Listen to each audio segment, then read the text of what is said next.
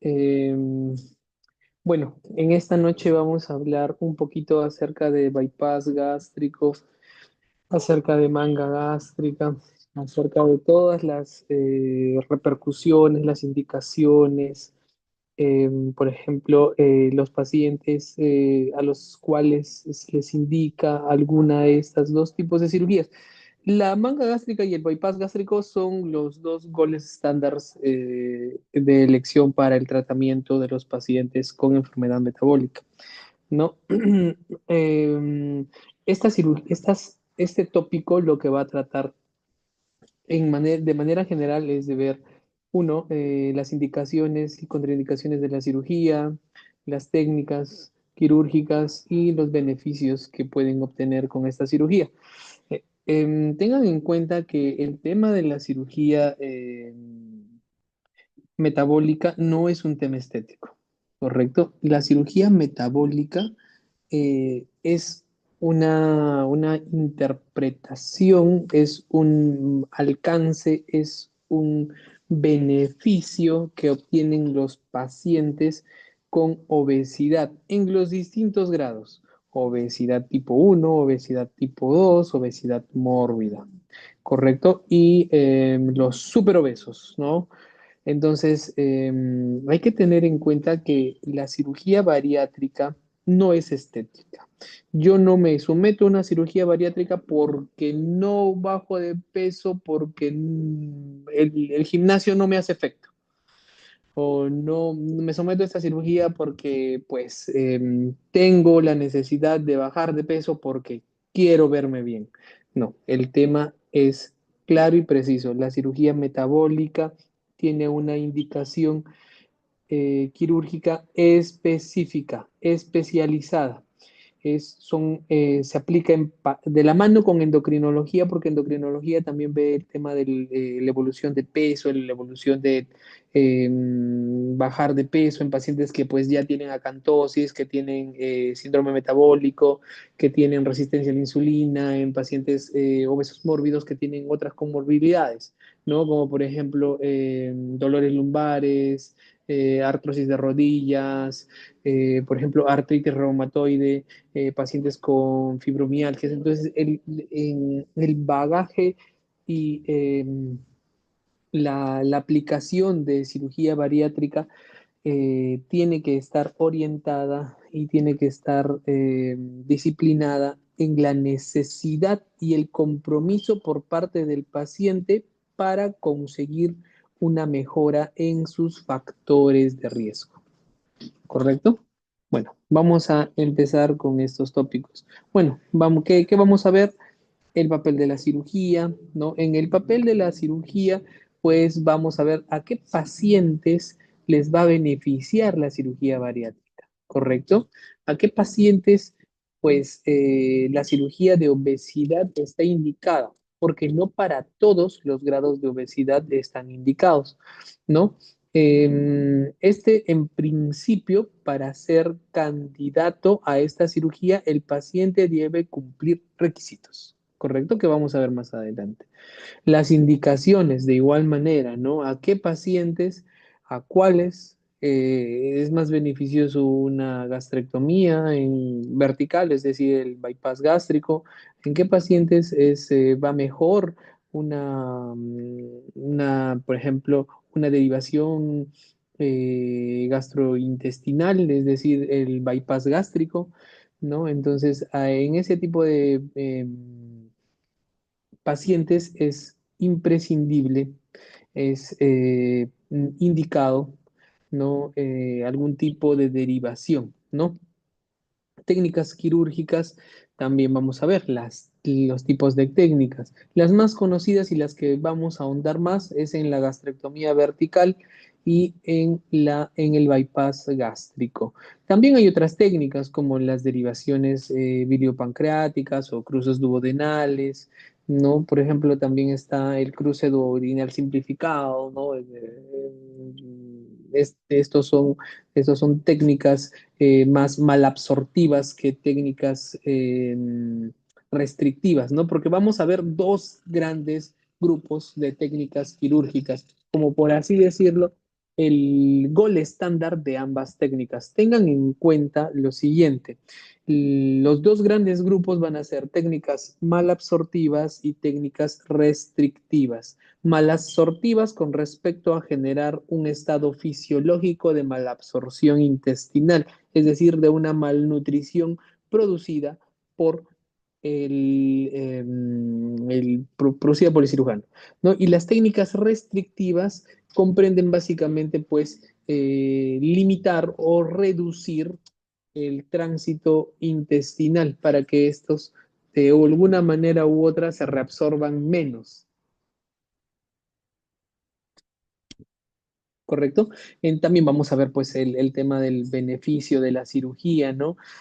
Por ejemplo, se ha determinado que como dato general, la cirugía bariátrica consigue una pérdida en proporción a más de la mitad del peso corporal, ¿no? Y hasta un 80% de estos pacientes tienen buen éxito, ¿no? Y mejoran y reducen su índice metabólico, reducen su índice de masa corporal, ¿no? Entonces, ¿es beneficiosa la cirugía bariátrica? Claro, ¿no? La tasa de éxito de esta cirugía puede llegar hasta un 70-80%, ¿correcto? Entonces, el tema de cirugía bariátrica tampoco es un tema de que ya agarro y lo opero y se acabó, ¿no?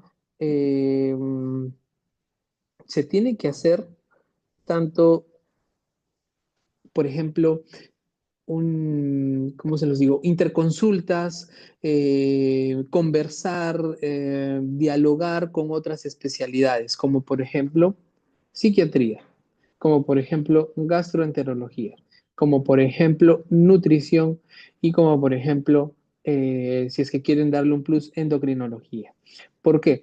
El paciente bariátrico es un paciente que tiene de fondo o de base alguna alteración con respecto al hábito alimenticio. Y esa alteración va a ir de la mano con algún tipo de trastorno o algún tipo de, por ejemplo, en algunas ocasiones estados depresivos, estados ansiosos, por ejemplo, estados de manía. Entonces, tenemos que, antes de hacerle la cirugía, tratar eso. Si ustedes no tratan el problema de fondo y le hacen la cirugía, esa manga va a rebotar. Esa manga no va a ir bien. Ese bypass no va a ir bien. Aunque el bypass también tiene mayor efecto de seguridad. Vamos a ver más adelante. Porque el bypass es tanto restrictivo como malabsortivo. O sea, tiene de los dos. Así pues, si ingiera bastante, no va a tener una menor tasa de rebote. ¿No? Pero, o sea, ¿se le puede rebotar esta manga? Claro, puede rebotar el bypass, sí. La manga con un poquito más de frecuencia, ¿no? En ese sentido, sí, el bypass es superior, ¿no? Pero con respecto al tema em, de ambos producir un efecto sobre el paciente, son efectivos ambos. Eso es por un lado, por el lado psicológico. Segundo, gastroenterología. ¿Por qué gastroenterología? Gastroenterología tiene que ver un aspecto importante sobre identificar gastropatías erosivas, identificar hernias diatales. ¿Por qué? Un factor de riesgo para fracaso de la manga es que el paciente tenga una hernia yatal, ¿no? Por ejemplo, cuando tienen hernias yatales mayores de 2 centímetros, hay un riesgo incrementado de fracaso de la manga, ¿no? Sobre todo de la manga gástrica. Por eso es que tienen que tener evaluación gastroenterológica, ¿no? Hay que tener una evaluación previa con gastroenterología. Si el paciente tiene una hernia yatal, pero es pequeñita, de 1 centímetro a menos, se puede hacer la manga, no hay ningún problema, pero si es que ya tiene una hernia yatal y es una hernia de entre 1 a 2 centímetros, es mejor tratarla. Con mayor razón si es de más de 2 centímetros.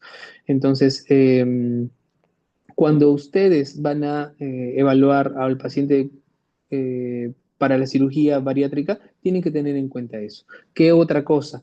Tienen que tener en cuenta que este no tenga algún tipo de gastropatía. Y si tiene algún tipo de gastropatía, tienen que hacerle un cultivo, tienen que hacerle una biopsia para obtener y saber si es que tiene Helicobacter pylori o no. Entonces, para determinar eso, pues necesitan la ayuda del gastroenterólogo. Necesitan la ayuda del gastroenterólogo. Eso es por parte de gastroenterología. Correcto. Por parte de endocrinología, la parte de endocrinológica y de nutrición van de la mano. La parte de endocrinología va a ver el tema del eh, síndrome metabólico y nutrición, darle una dieta adecuada. Correcto. La dieta adecuada va a ir de la mano junto con la evolución postoperatoria. Correcto. Entonces, estos son todos los aspectos que tienen que tener en cuenta, ¿no? Entonces, son muchos los aspectos que vamos a ver ahora. Otro punto importante son las complicaciones. La cirugía bariátrica es una cirugía mayor, ¿no? Como toda cirugía puede tener complicaciones. La mortalidad con respecto a este tipo de cirugías es baja, es menor del 1%, ¿no? Y en centros, por ejemplo, súper especializados que solo se dedican a manga gástrica, pueden ser menores al 1%, ¿no? Entonces, la morbimortalidad y complicaciones también tienen una tasa inferior, son menores al 7%. En estas cirugías también pueden haber complicaciones graves y frecuentes. ¿Cuáles son las más frecuentes? De cabeza, las infecciones y los sangrados postquirúrgicos, ¿correcto? O sea, puede infectarse el sitio operatorio, es decir, puede haber algún tipo de colección, ¿no? Cerca a la zona de grapado, ¿no? O cerca a la zona de sobresutura. Por ejemplo, que existan también complicaciones con respecto a formar colecciones, abscesos. Por ejemplo, que sangre la zona o alguna de las zonas de la aplicatura, ¿no? O que sangre alguna zona del grapado, ¿no? Entonces, tienen que tener en cuenta esos aspectos, ¿no? Algunas complicaciones poco frecuentes, dentro de las poco frecuentes están a la cabeza las úlceras gástricas, son las menos frecuentes. Si estas pueden sangrar, sí, pueden sangrar. Entonces también están dentro de las poco frecuentes, ¿correcto? Las formaciones de úlceras. No. La mayoría de estas se resuelven con tratamiento médico. Estas complicaciones, por ejemplo, las colecciones, radiología intervencionista entra, aspira la colección y se acabó. ¿Correcto? Le dan tratamiento médico por 14 a 21 días con antibióticos y se soluciona el problema, ¿no? Entonces hay varios aspectos que hay que ver en estos 5 tópicos, ¿no? El papel de la cirugía, las indicaciones y los tipos de técnicas quirúrgicas. Ahora, vamos con el primero, el papel de la cirugía. Eh, Como bien les dije desde un inicio, esto no es una indicación estética, ¿ya? Sino es un procedimiento encaminado a prevenir, a mejorar complicaciones médicas, principalmente síndrome metabólico y resistencia a la insulina, que pueden ocasionar la obesidad a través de una pérdida de peso suficiente. La decisión de realizarse una cirugía de la obesidad debe tomarse tras haber consultado a un equipo médico especializado, ¿no? Tengan en cuenta que es un equipo médico especializado, no es un cirujano, no es el cirujano, sino es un equipo médico. Este trabajo no es individual, este trabajo es colectivo. A este trabajo se les denomina un equipo multidisciplinario. El equipo multidisciplinario debe estar encaminado, como les digo, por un endocrinólogo, un psicólogo o psiquiatra, el cirujano, enfermería, por ejemplo, las nutricionistas y según otro, pues las enfermedades asociadas. Ahora, aparte de estas, también se debe incluir gastroenterología. Ya acá le falta gastroenterología, porque es de suma importancia la evaluación gastroenterológica antes de la cirugía metabólica. Tras un estudio preoperatorio completo, ayudan al paciente a escoger la técnica más adecuada para garantizar un seguimiento a largo plazo. El paciente no se tiene que perder.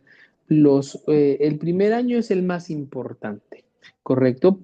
Si bien es el más importante, el resto de años no dejan de serlo. Se ha estimado que a los 5 años hay una considerable tasa de fracaso de por ejemplo, de las mangas gástricas a los 5 años. ¿Por qué? Porque hay pérdida en el seguimiento del paciente. ¿Correcto? Ahora, es necesario un grado de compromiso por parte del paciente para conseguir el éxito. El paciente debe comprometerse a modificar sus hábitos de vida y a seguir los consejos. Por eso es que es muy importante que previamente sean vistos por endocrinología, perdón, por psicología, para identificar factores de riesgo. ¿No? Si pues psicología identifica factores de riesgo de, por ejemplo, crisis o trastornos depresivos, trastornos maníacos asociados a la alimentación, anorexia o bulimia o algún trastorno que haya generado previamente, porque algunos pacientes previamente eh, pueden tener algún tipo de este trastorno, ¿no? Entonces, pues ese tipo de pacientes tiene que ser identificados previamente. ¿No? Ahora, ¿qué pacientes se pueden beneficiar de la cirugía bariátrica? La cirugía de obesidad no está indicada para todos los pacientes con obesidad. ¿En quiénes está indicado? Tienen que cumplir requisitos. El principal requisito de estos pacientes es que tengan algún tipo de enfermedad o comorbilidad, independientemente de si tienen algún grado de obesidad. La edad entre 18 a 60 años. En los mayores de 60 años se va a valorar de forma individual, es decir, sin importar el límite de edad. El índice de masa corporal mayor de 40. Índice de masa corporales menores de 35 con comorbilidad mayor.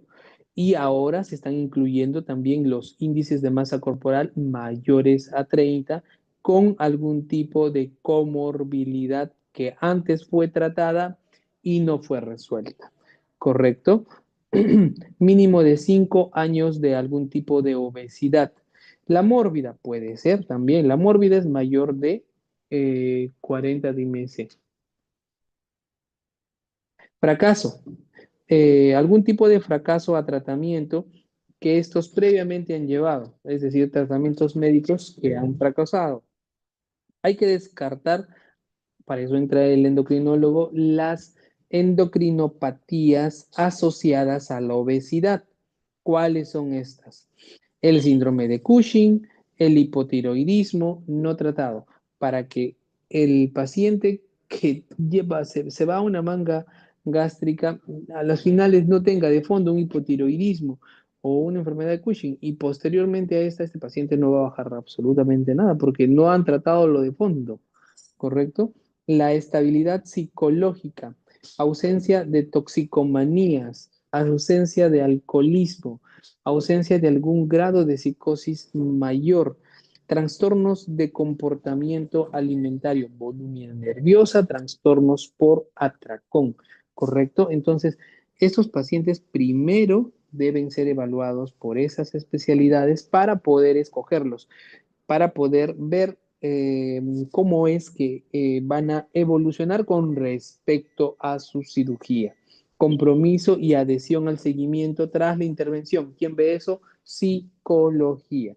Y todos estos pacientes en cada una de las evaluaciones tienen que tener consentimiento informado para recibir dicha información. ¿Correcto? ¿Qué más? Eh, hay contraindicaciones en cirugía bariátrica. La cirugía de obesidad no estaría indicada en algunos casos, como los siguientes. ¿Cuáles son? Alguna, por ejemplo, coagulopatía no corregible. Por ejemplo, algún paciente que no pueda administrarse anestesia general. Que este paciente tenga una esperanza de vida corta, ¿no? Pequeña. ¿Para qué someterlo a tanto riesgo o para qué someterlo a tanto procedimiento si este paciente pues tiene una una, una esperanza de vida muy corta, ¿no? O tiene alguna, por ejemplo, algún tipo de cáncer terminal, algún tipo de, pues, cardiopatía, pues, dilatada, ¿no? Algún tipo de miocardiopatía, pues, hipertrófica, ¿no? Algún tipo de, no sé, pues, algún daño orgánico, como por ejemplo las enfermedades renales crónicas, eh, algún tipo de alteración hepático como la cirrosis. Entonces, todo eso siempre va a repercutir en la evaluación del paciente. De igual manera, a estos pacientes tienen que pedirles exámenes prequirúrgicos para determinar y ver todas esas enfermedades si es que aparecieran, ¿no? El embarazo también contraindicado, pacientes con drogadicción o alcoholismo, porque estos jamás van a tener una buena adhesión al tratamiento, ¿correcto?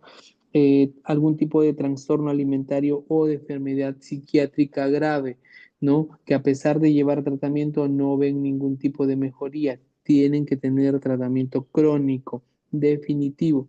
Esos pacientes no pueden o no están nos ha indicado una cirugía bariátrica, ¿correcto? Su equipo terapéutico puede contraindicar la cirugía en caso de falta de compromiso de adhesión al seguimiento dietético o incapacidad de realizar un seguimiento médico prolongado, ¿no? Entonces, todos estos pacientes tienen que tener eh, antes esta evaluación y descartar todo esto para que puedan ser operados. Perfecto, pues, correcto. Ahora, además de esto, el paciente tiene que llevar todos, absolutamente todos, ¿qué exámenes prequirúrgicos? Aparte de los básicos que ya conocen, hemograma, glucosa, urea creatinina, perfil de coagulación, todos tienen que tener adicionales. Serología para hepatitis B y hepatitis C es muy importante. ¿Cuál es más letal? ¿Cuál es más grave? La hepatitis C, ¿no? Porque te puede llevar al estado cirrótico, ¿correcto? ¿Qué más? Por ejemplo, de importancia, siempre la evaluación neumológica. ¿Por qué? La evaluación neumológica, sobre todo para determinar algún tipo de neumopatía como la fibrosis, ¿no? Por ejemplo, para ver qué riesgo neumológico tiene. También una evaluación gastroenterológica, sí o sí, con una endoscopía digestiva, eso siempre tienen que pedirle. Y además de eso, con biopsia y estudio de Helicobacter pylori, ¿ya? Porque el Helicobacter pylori es un factor de riesgo para licencia de la manguita, ¿correcto? Entonces, esos son los principales adicionales que ustedes tienen que solicitarle previamente o aparte de los exámenes complementarios que son pues los básicos ya conocidos por ustedes. Entonces, vamos a continuar con los tipos de técnicas quirúrgicas, ¿correcto?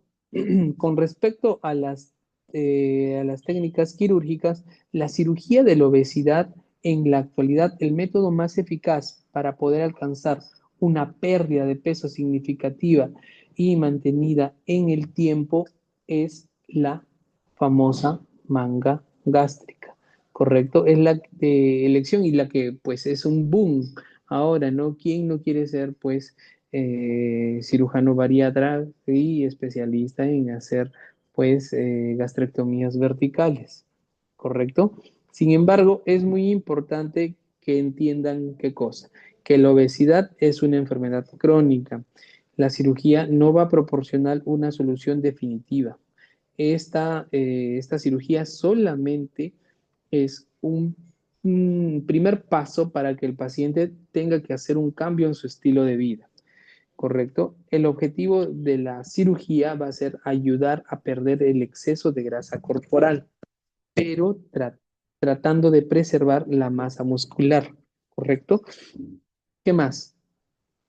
La adherencia a las recomendaciones dietéticas y un apropiado seguimiento nutricional a largo plazo, es decir, generar una buena adherencia al tratamiento dietético, generar un adecuado control nutricional a largo plazo, son factores que van a estimar una buena tasa de éxito.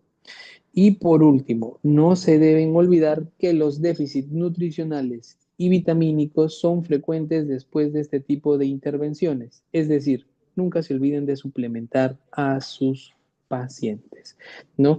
Entonces, requieren una monitorización adecuada y una suplementación vía oral para este tipo de pacientes, ¿no? O algunos son intramusculares, ¿no? Entonces, ¿qué más?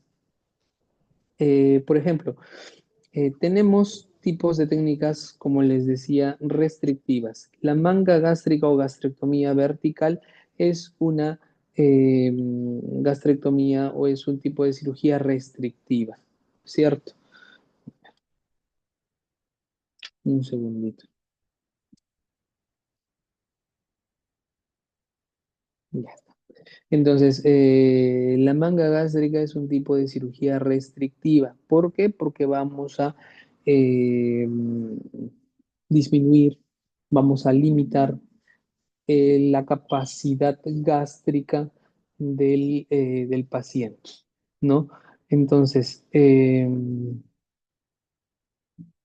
las gastrectomías son de importancia porque siempre nos van a permitir una reducción sin un trastorno mal absortivo. Esta manga gástrica es una técnica, como les mencioné, de tipo restrictivo. ¿Qué más? Hay otras técnicas, sí, malabsortivas. Entonces, ¿qué técnicas malabsortivas vamos a ver? Por ejemplo, vamos a ver la famosa el bypass gástrico. ¿Qué más podemos ver?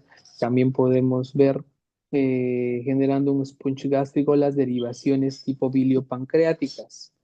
¿Qué más? O sea, las derivaciones biliopancreáticas o también pues los cruces duodenales, ¿no? Los cruces duodenales, es decir, una derivación directa, por ejemplo, de un paciente que previamente se hizo una manga gástrica, tuvo fracaso y se le hace pues un cruce duodenal. ¿Para qué? Para que el contenido intestinal pueda irse directamente hacia el asa yeyunal y bypasear todo el recorrido en la parte proximal de los 2/3 del duodeno, ¿no? Entonces, esas técnicas son técnicas mal absortivas, porque lo que se hace es bypasear zonas que se deberían, eh, por el cual debería pasar el bolo alimenticio y absorber pues, el contenido nutricional. Pues, el objetivo es no aprovechar la absorción del bolo alimenticio, ¿correcto? Y también hay unas técnicas combinadas, ¿no? Entonces, las técnicas combinadas, restricción y malabsorción a la cabeza, generando un punch gástrico, el bypass gástrico, ¿correcto? Ahora, eh, técnica quirúrgica. La técnica quirúrgica restrictiva es la manga gástrica o gastrectomía vertical.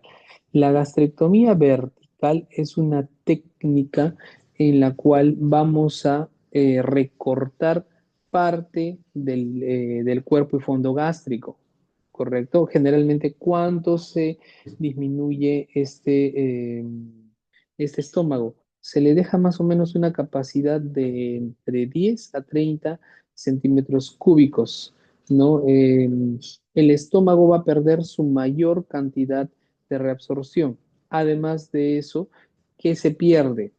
Se pierde grelina. La grelina es generalmente que se encuentra en su mayor cantidad en el fondo gástrico, es la que se pierde, ¿no? Entonces, de alguna manera, pues con esto tienes una disminución de la saciedad, ¿correcto? Entonces, la también llamada manga gástrica es una técnica en la cual se va a extirpar la mayor parte del estómago, ¿no?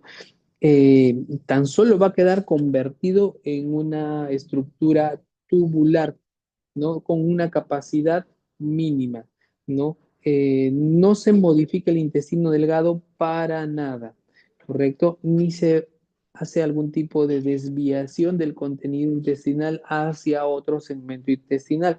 Por eso es que no es malabsortiva, solamente es restrictiva, ¿no? Esta técnica eh, ¿puede fracasar? Sí, puede fracasar. ¿Por qué? Porque la parte de la gastrectomía vertical, si no hacen pues la adecuada dieta, esto puede distenderse nuevamente, ¿no? Y puede crecer y aumentar su capacidad, ¿correcto? Como no se modifica la malabsorción de estos alimentos, la tasa de complicaciones con respecto al estado nutricional del paciente es realmente baja, ¿no? Entonces, estas técnicamente también es una técnica más sencilla, ¿no? Y tiene menos riesgos. Gastrectomía vertical, ¿no? Cuando nosotros hacemos la gastrectomía vertical, primero vamos a ver que este procedimiento de división del estómago primero tiene que conllevar una parte de división vascular de la curvatura mayor del estómago, ¿no? Hay una división vascular de la curvatura mayor del estómago y esta lo que va a producir pues una disección, ¿no? Se extiende hasta la unión, desde la unión esófago-gástrica, acá arriba, desde la unión esófago-gástrica, hacia el antropíloro, ¿correcto?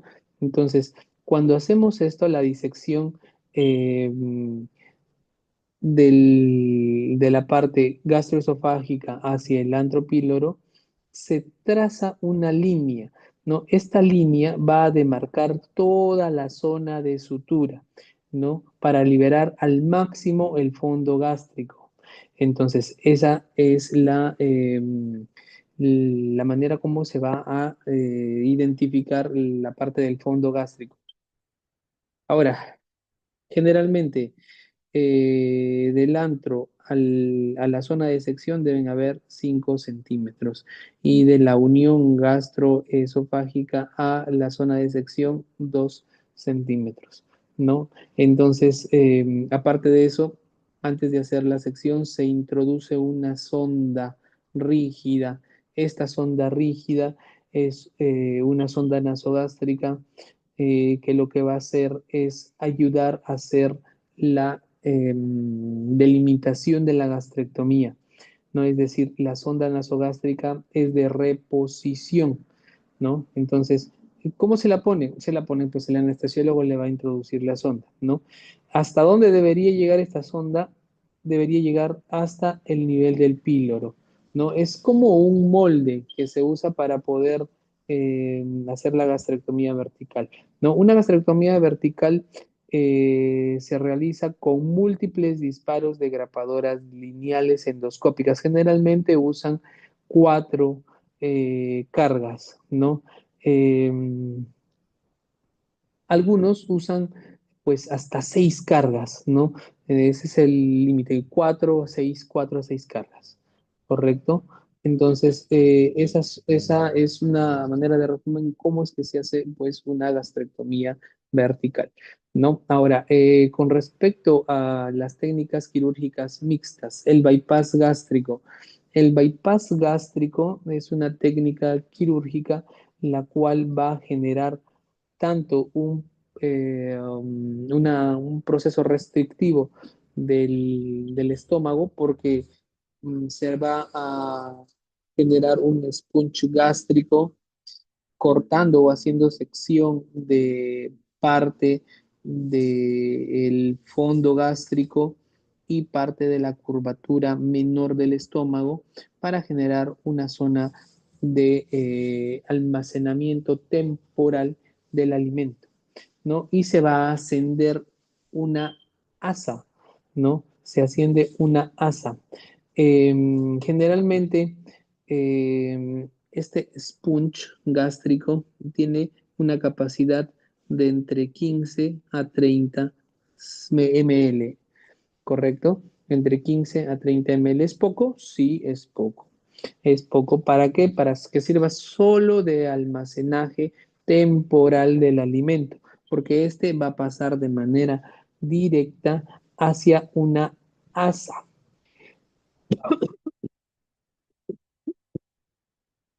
Va a pasar hacia una asa yeyunal. ¿No? ¿Cómo se hace eso? Em, lo que van a hacer primero con respecto al bypass gástrico es identificar sus asas intestinales, ¿correcto? Lo primero, se hace una sección antes de hacer este ascenso, se hace una sección midiendo, más o menos, desde la primera porción duodenal hasta la zona de corte, más o menos tiene que tener, ¿cuánto? Entre 60 centímetros a 100 centímetros. ¿Correcto? Entre 60 a 100, mínimo 60. Menos de eso no. ¿Por qué? ¿Qué pueden generar si esta asa, ¿cómo se llama esta asa? Esta asa de acá es la asa biliopancreática. Biliopancreática. Esta asa biliopancreática lo que va a recibir, ¿por qué se llama así? Porque de la segunda porción del duodeno recibe tanto del páncreas como de la bilis de la vesícula biliar, pues su afluente, ¿correcto? Si es que ustedes lo dejan menos de 60 centímetros, ¿qué va a pasar? Síndrome de dumping y va a haber un reflujo alcalino, ¿no? Y este reflujo alcalino lo que va a producir es una gastritis erosiva de todo el otro segmento, ¿correcto? Entonces hay que tener en cuenta del segmento intestinal, ¿no? Va a haber una, no gastritis, ¿no? Va a haber una irritación de todo el segmento intestinal previo, es decir, del asa alimentaria. Esta se llama asa alimentaria, ¿no? Y la otra es el asa biliopancreática. Entonces, más o menos cuentan entre 60 a 100 centímetros, lo cortan y el segmento que cortaron lo ascienden y el segmento que quedó lo van a unir hacia el otro segmento. Acá sí, ¿cuánto tiene que haber? ¿A qué nivel vas a unir el asa biliopancreática a la asa alimentaria? Más o menos desde la unión del asa alimentaria hacia el sponge, es decir, de la unión del asa alimentaria con el sponge hacia la unión del asa biliopancreática deben haber mínimo 100 centímetros, ¿correcto? Mínimo 100 centímetros, es decir, 1 metro. Entonces, eh, una pequeña cámara gástrica, que es esta, es la que va a recibir o va a tener un uso de stapler, ¿correcto? Es un uso como que de pasaje nada más, ¿ya? A eso se le denomina sponge. Cuando yo les digo sponge, me estoy refiriendo a ese segmento gástrico. ¿Ya? Entonces, esa capacidad es mínima, como les dije, 15, 30 mililitros, ¿no? Entonces, ese es el responsable del componente, ¿qué componente? Restrictivo. Ese es el responsable del componente restrictivo, ¿correcto? Entonces, esa pequeña cámara gástrica es anastomosada al yeyuno, ¿correcto? Al yeyuno que se asiente, ¿correcto? Entonces, una vez que es anastomosada, se va a unir más o menos a 1 metro de distancia hacia el asa biliopancreática, ¿correcto? Entonces, el objetivo es aumentar la sensación de saciedad porque de igual manera le estás quitando parte del compliance gástrico, de la distensibilidad gástrica, modifica la digestión porque el alimento no va a recorrer pues todo el trayecto desde el duodeno hasta el yeyuno, no, lo va a hacer de una manera directa hacia la parte, hacia el segmento yeyunal, ¿correcto? Entonces, este bypass gástrico tiene ambos componentes, tanto la parte restrictiva como la parte malabsortiva, ¿no? Entonces, después del bypass gástrico ocurren cambios favorables en las hormonas gastrointestinales que contribuyen al control del apetito, ¿no? Y a la mejoría de las enfermedades metabólicas, sobre todo la diabetes. En pacientes que han tenido antecedentes de haber sufrido algún grado, algún tipo de, por ejemplo, diabetes, algún grado de, por ejemplo, resistencia a la insulina, se ha demostrado que después del tratamiento metabólico tienen menos ingesta de medicamentos, controlan mejor la glucosa, disminuyen el riesgo de hacer cardiopatías. Entonces, son bastantes los beneficios que te ofrece tanto pues una cirugía metabólica, ¿no? Entonces, es importante entender este tipo de patología. Más adelante vamos a ver con un poquito más detalle una comparación solamente específica de entre manga gástrica y bypass, que son los que más se realizan, son los que más hacen, ¿correcto? Ahora, ¿hay otras técnicas quirúrgicas mixtas malabsortivas? Sí, las derivaciones biliopancreáticas o cruces duodenales, ¿no? Con estas técnicas se realiza una resección del estómago, dejando con un tamaño de aproximadamente 200 ml, ¿correcto? Que se unen directamente al intestino delgado. A diferencia del otro, estas técnicas hacen resección completa, bueno, no completa, resección parcial del estómago. El bypass gástrico no lo hacía, lo conservaba. El bypass gástrico puede ser reversible, ¿correcto? Si tú dejas un adecuado muñón, tú dejas, o sea, un adecuado sponge, tú dejas una adecuada asa pancreático, puede ser reversible porque no están tocando para nada el segmento gástrico. Por ejemplo, pónganse que este paciente del bypass gástrico, porque no sé, pues no nos dimos cuenta y es de los pacientes, del 1% de pacientes que tienen intestino corto congénito, ¿correcto? Y sus asas intestinales son muy pequeñas, muy cortas, y le generamos un síndrome malabsortivo, ¿correcto? ¿Qué vamos a tener que hacer? Reversión. Y si le hacen un bypass, se puede revertir, ¿correcto? A diferencia de estas, que ya se terminó, ya se sacó, ya se extirpó el estómago, ¿no? Entonces, con estas técnicas, lo que vamos a hacer es técnicas malabsortivas, ¿correcto? Malabsortivas y también restrictivas, pero restrictivas irreversibles, ¿correcto? Por otro lado, las secreciones digestivas se derivan al final del intestino delgado, ¿correcto? De manera que se altera de manera importante la digestión y absorción de estos alimentos y de esta manera el paciente comienza pues a tener una disminución y baja en el peso. Con esta técnica se consigue una pérdida de peso muy importante y la mejor resolución de la enfermedad asociada, pero también tiene más complicaciones porque este alimento, que es alimento hiperosmolar, cuando llega puede generar un tránsito intestinal rápido y que puede generar diarreas, déficits nutricionales.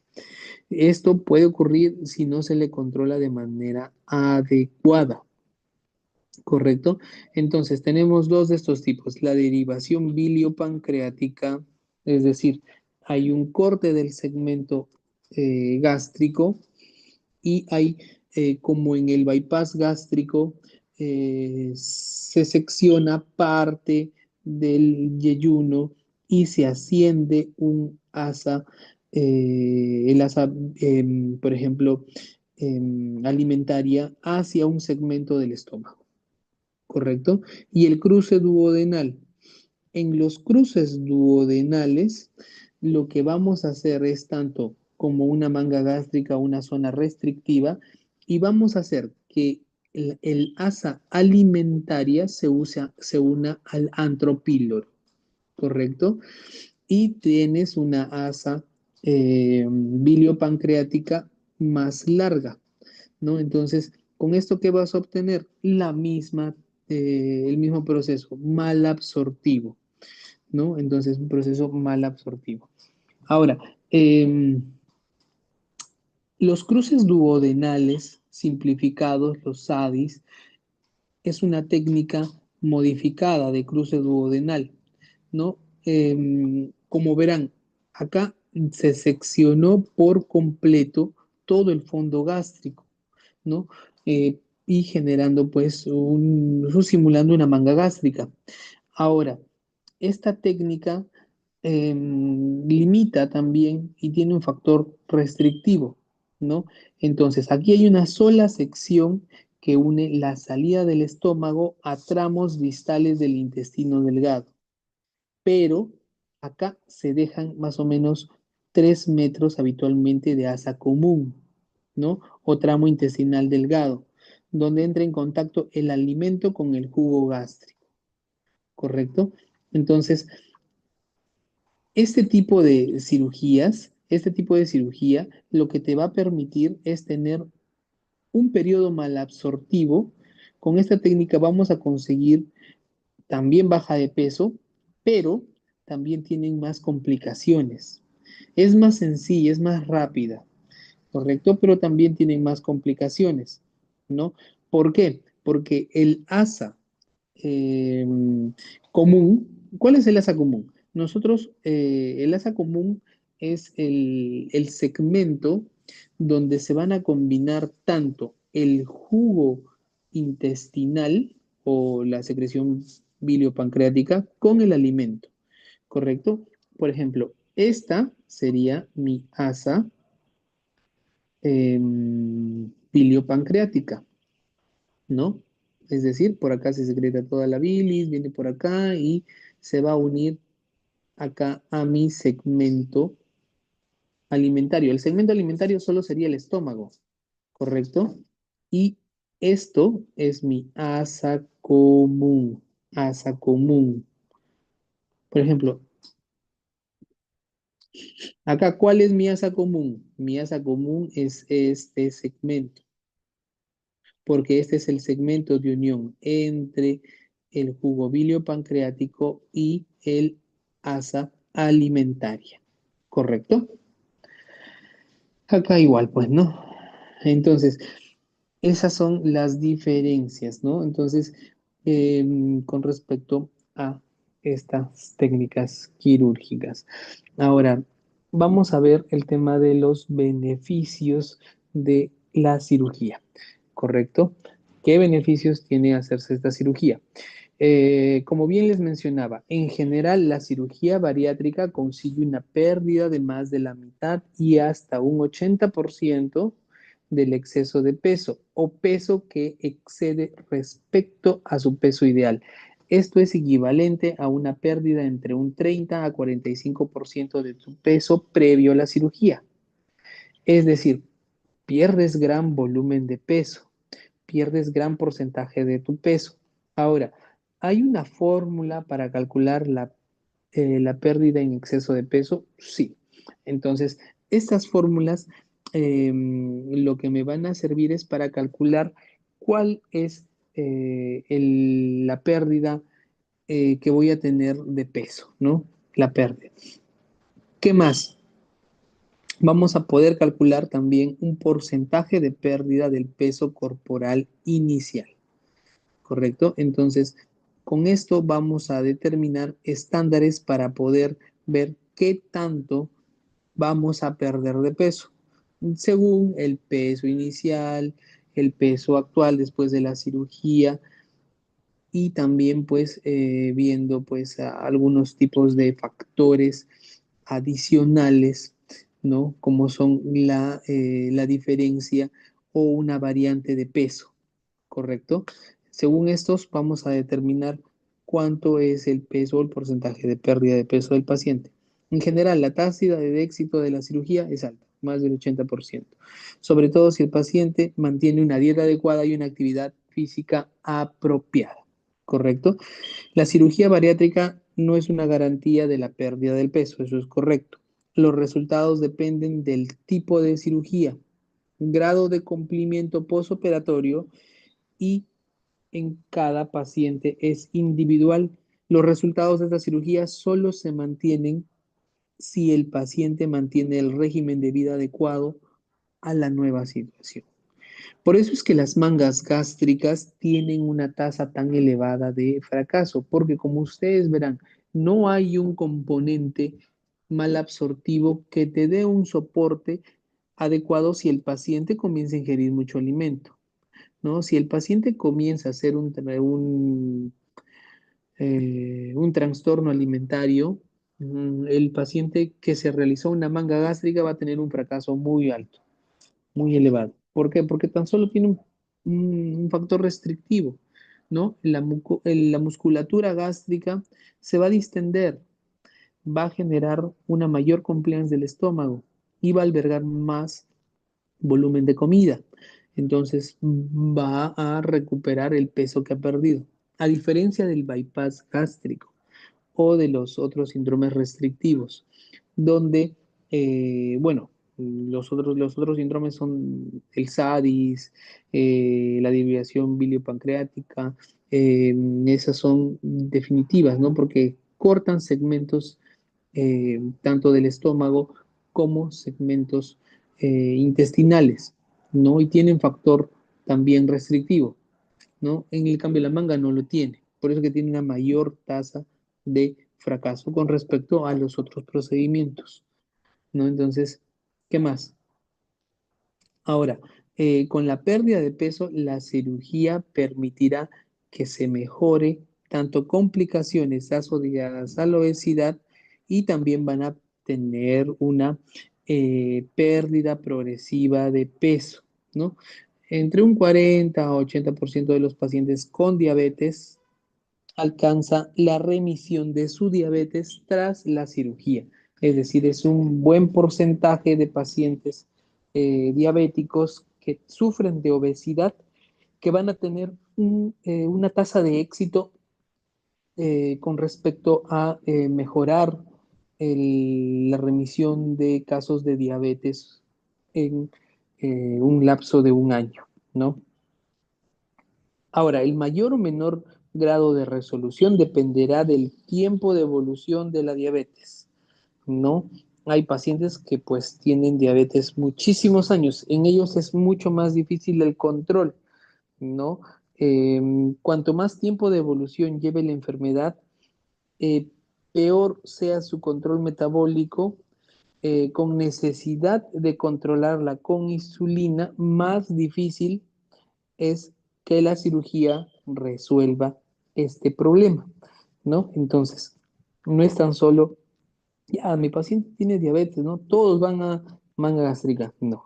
Entonces, todos se van a solucionar, no. Entonces, el éxito va a depender de las características del paciente, ¿no? Entonces, a pesar de esto, algunos estudios en más de un 30% de los pacientes con remisión inicial pueden haber recurrencia de la diabetes con el tiempo, ¿no? Entonces a pesar de eso, hay alguna tasa de fracaso adicional, ¿no? Hay una tasa de fracaso adicional a este tipo de procedimientos. Ahora, vamos a ver porcentajes de mejoría con respecto a los tipos de enfermedades. Correcto. Las principales, hipertensión, la hipercolesterolemia, el apnea del sueño, el síndrome de ovario poliquístico, el hígado graso, el reflujo gastroesofágico, la artrosis, ¿no? Entonces, ¿cómo va a beneficiar la cirugía en enfermedades mórbidas, ¿no? O en comorbilidades, ¿no? ¿Cómo va a beneficiar esto? Por ejemplo, la hipertensión arterial tiene una reducción en un 60 a 70% de los casos. ¿no? El aumento de colesterol y triglicéridos, por ejemplo, tiene una resolución de entre un 60% de los casos, ¿correcto? El apnea del sueño, que está asociado sobre todo en pacientes obesos mórbidos, con cuello corto, tiene una resolución bastante alta, de entre el 70 al 90% de los casos. El ovario poliquístico tiene una mejoría más o menos de entre el 70% con respecto al hirsutismo y la disfunción menstrual. Es decir, la disminución del peso va a mejorar también síntomas en los pacientes con ovario poliquístico. El hígado graso. Bueno, el hígado graso mejora en un 90% la esteatosis, pero no es que eh, tengo esteatosis hepática. ¿Voy a resultar sin esteatosis hepática? No. Va a mejorar. No va a progresar, pero tampoco es que ya no vuelvas a tener esteatosis hepática. Eso se detiene, eso mejora, pero no desaparece. El reflujo gastrointestinal se resuelve más o menos entre un 70 a 90% de los casos por la disminución del peso corporal. Tengan en cuenta que un paciente con obesidad mórbida tiene una menor tasa de reflujo, perdón, una mayor tasa de reflujo gastrointestinal. ¿Por qué? Porque la unión gastroesofágica se debilita. Por eso es que estos pacientes tienen una mayor tasa de reflujo gastroesofágico. Con respecto a las artrosis de cadera y de rodilla, como disminuyen el peso, estas también van a mejorar. Más o menos una reducción entre un 40 a un 70%, ¿correcto? De beneficio con respecto a estas comorbilidades. Vamos a ver algunas complicaciones con respecto a la cirugía en estos pacientes. Las complicaciones quirúrgicas de la cirugía, sobre todo es una intervención mayor y por lo tanto tienen los mismos riesgos que otras operaciones abdominales. La obesidad aumenta el riesgo de padecer alguna de estas complicaciones, como cuáles, por ejemplo, eh, entre las más frecuentes como complicaciones quirúrgicas, el sangrado, ¿no? El sangrado, las infecciones, ¿no? Por ejemplo, la mortalidad, como bien les dije, la mortalidad es baja, ¿no? Es muy baja. Es una técnica muy segura, pero con respecto a la mortalidad, la morbilidad sí es un poco, no es que sea muy baja, ¿no? Tiene una morbilidad de un 7%. La comorbilidad, perdón, la morbilidad de estas cirugías, pues van de la mano de una, por ejemplo, alteración o una no fructífera evaluación del paciente, ¿no? Entonces, eso va a implicar tener algún tipo de complicación. Por eso es que el paciente que menos se complica es el paciente que más se chequea, es el paciente que tiene los mejores controles y en todos, tanto en el ambiente, en el aspecto psiquiátrico, en el aspecto gastrointestinal, en el aspecto endocrinológico, todos están bien. Esos pacientes tienen una menor morbilidad con respecto a la cirugía que los pacientes que, bueno, no fueron evaluados por esas especialidades. Hay muchas especialidades que van a hacer de manera adecuada su trabajo, ¿no es cierto? En esta cirugía hay complicaciones poco graves y frecuentes, ¿no? ¿Como cuáles? Las poco graves, pero que son frecuentes, son las infecciones, sangrados de herida quirúrgica, que se pueden solucionar fácilmente.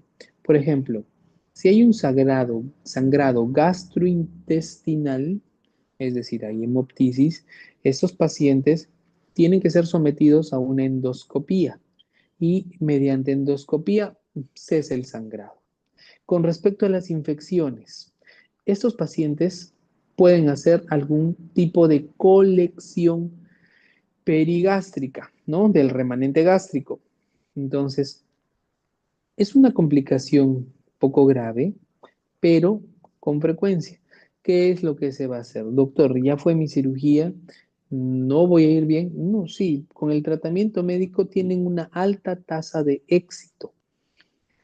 ¿Qué es lo que se hace? Se llama radiología intervencionista. El radiólogo intervencionista agarra y lo taquea al paciente, le toma una tomografía ahora, lo evalúa, ve la posibilidad de hacer un drenaje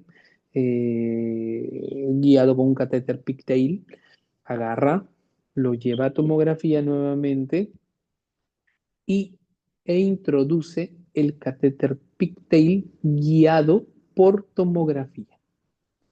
Tiene una alta tasa de éxito. Radiología intervencionista lo que va a hacer es hacer lo que el cirujano va a hacer si es que abre y drena esa colección. Porque, a ver, muchos quieren, pues, ya, encontré una colección, tengo que entrar sí o sí, rájale al paciente, entrar, sacar la colección, lavar y nuevamente cerrar. O por la paroscopía. Cuando eso se puede evitar, siempre y cuando radiología intervencionista pueda realizar la punción de esa colección, ¿no? Entonces, eh, hay cosas que se pueden solucionar actualmente con radiología intervencionista.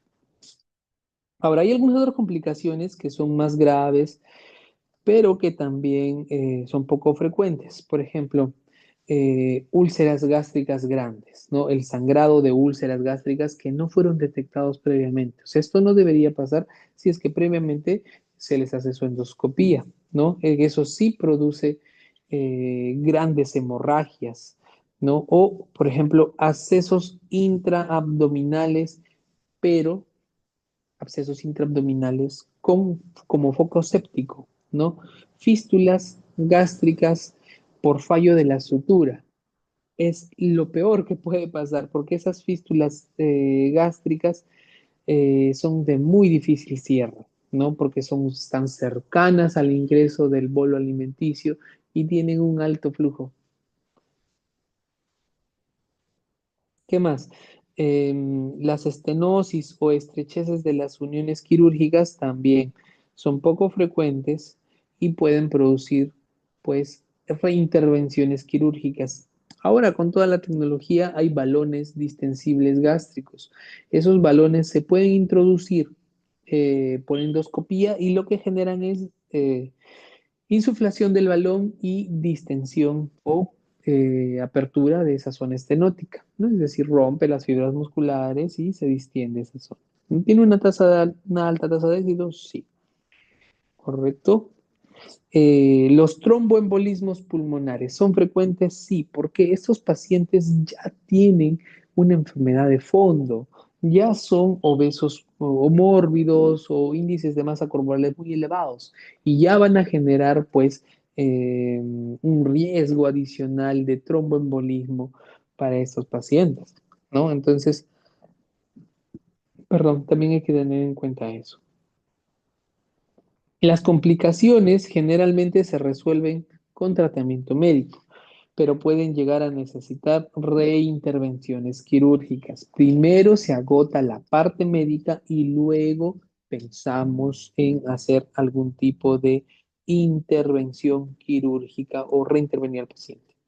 ¿Ya? A largo plazo suele aparecer flacidez y colgajos cutáneos que pueden llegar a necesitar cirugía plástica, sí. Muchos de nuestros pacientes en cirugía plástica son pacientes postbariátricos. A esos pacientes postbariátricos que ya generaron flacidez abdominal, flacidez en brazos, flacidez en la zona de los muslos, ¿esa flacidez va a desaparecer? No.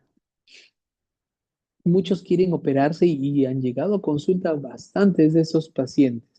Doctor, no me gusta, no quiero tener esta barriguita, me cuelga. tengo un rollito que quiero bajar, hágame una cirugía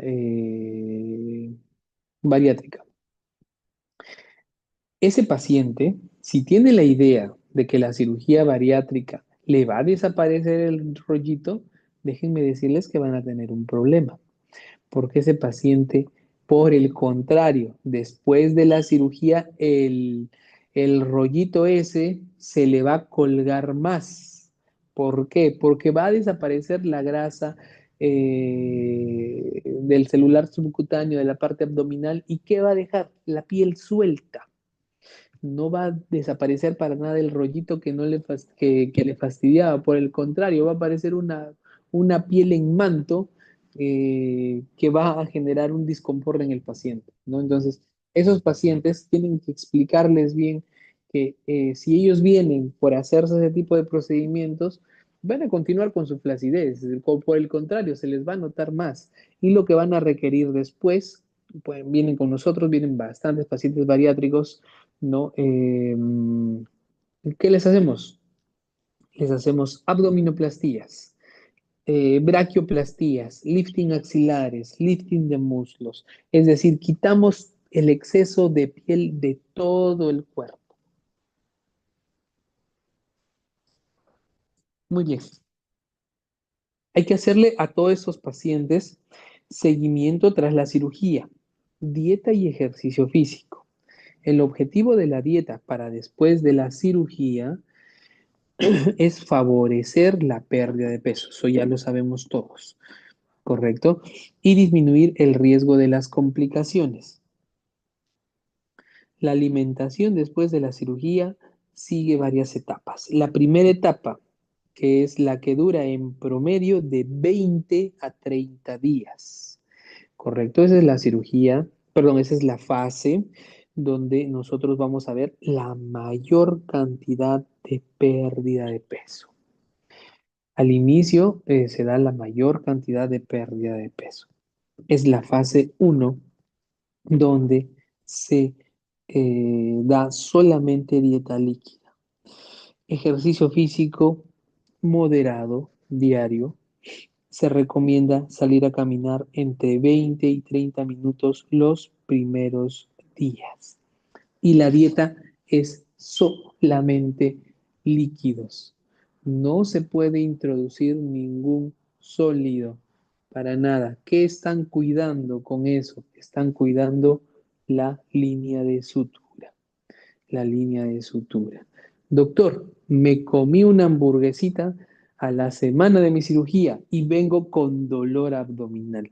¿Qué es lo más probable que le pase a ese paciente o qué es lo más probable que tenga ese paciente? Una dehiscencia de algún punto. ¿Por qué? ¿Qué pasó? El estómago, el remanente de estómago, para hacer que ese alimento sólido pase, va a ser mayor contracción muscular. Y la mayor contracción muscular lo que va a generar es que ese punto o esa zona de grapado se haga dehiscente, ¿correcto? La segunda fase.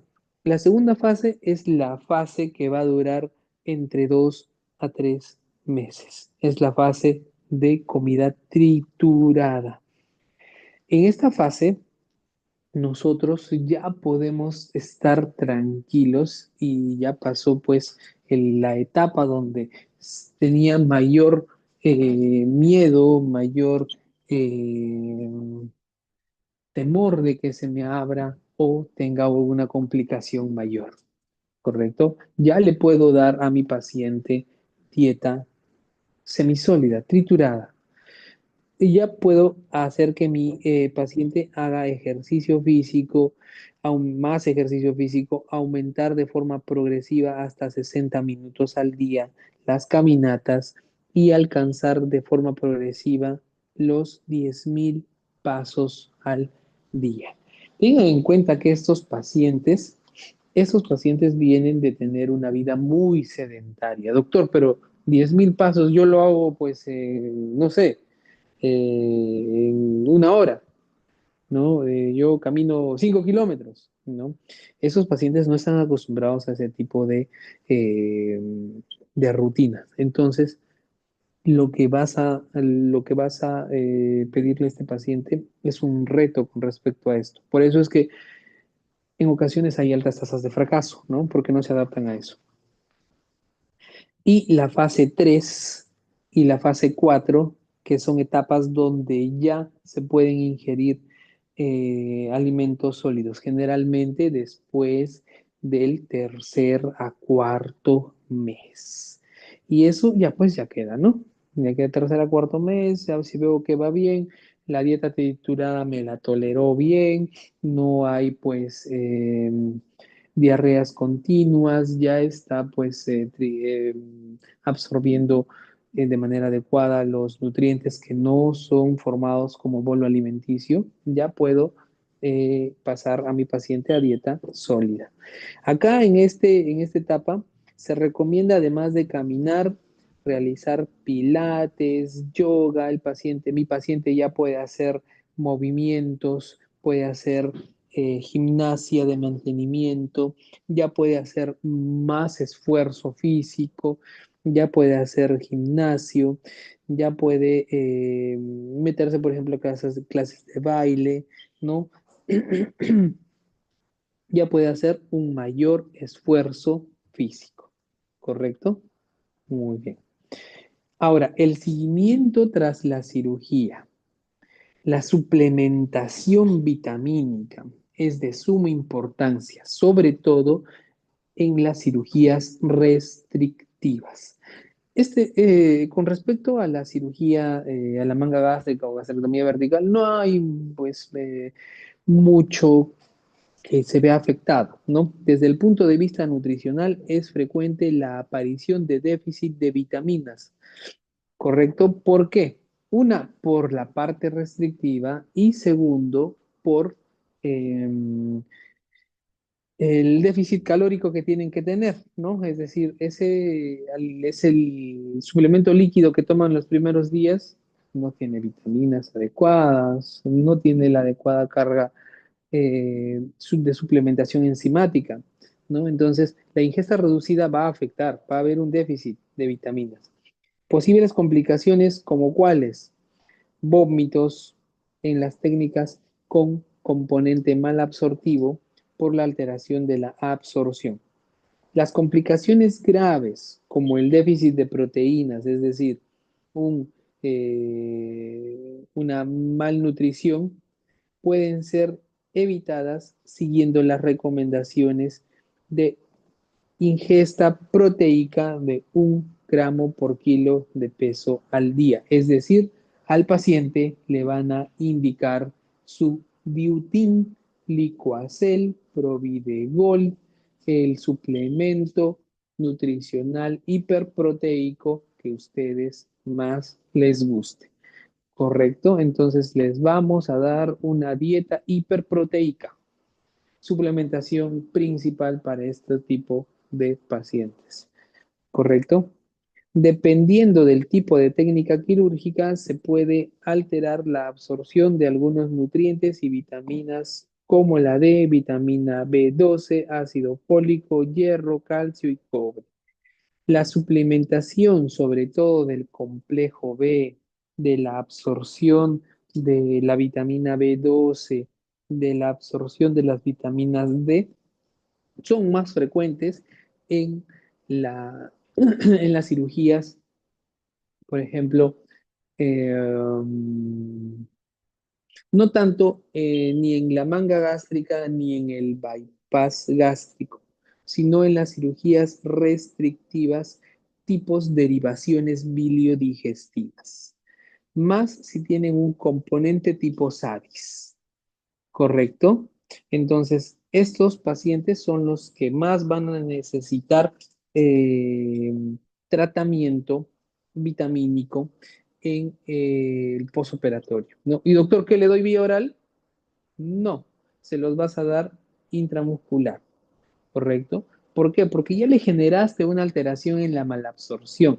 No va a haber factor intrínseco, no va a haber colecalciferol.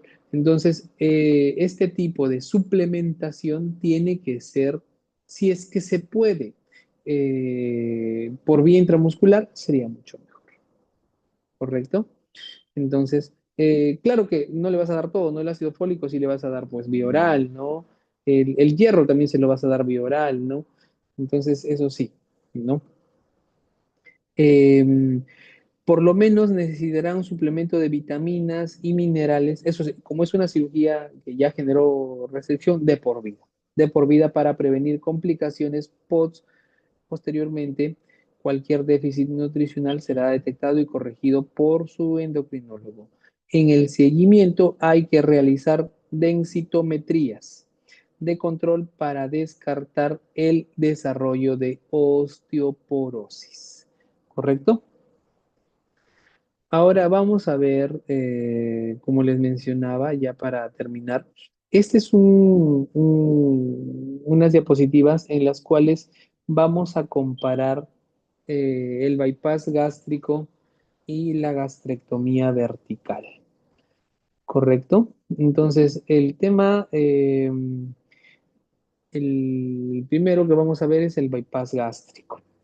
Ya el bypass gástrico, como lo van a ver acá más detallado, ya el tema de la técnica. Más o menos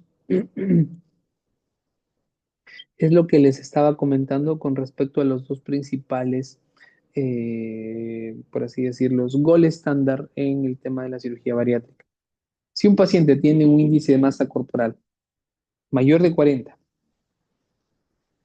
tenga o no tenga comorbilidades, ese paciente va a un Y de Rux, ¿no? Va a un bypass gástrico, ¿correcto? Si ese paciente eh, tiene comorbilidades, tiene un índice de masa corporal mayor a 35 y tiene una alta adherencia al tratamiento, puedo llevarlo yo a que se haga una manga gástrica. Índices de masa corporal entre 30 y 35 eh, con, perdón, con comorbilidades pueden ir también a manga gástrica, ¿correcto?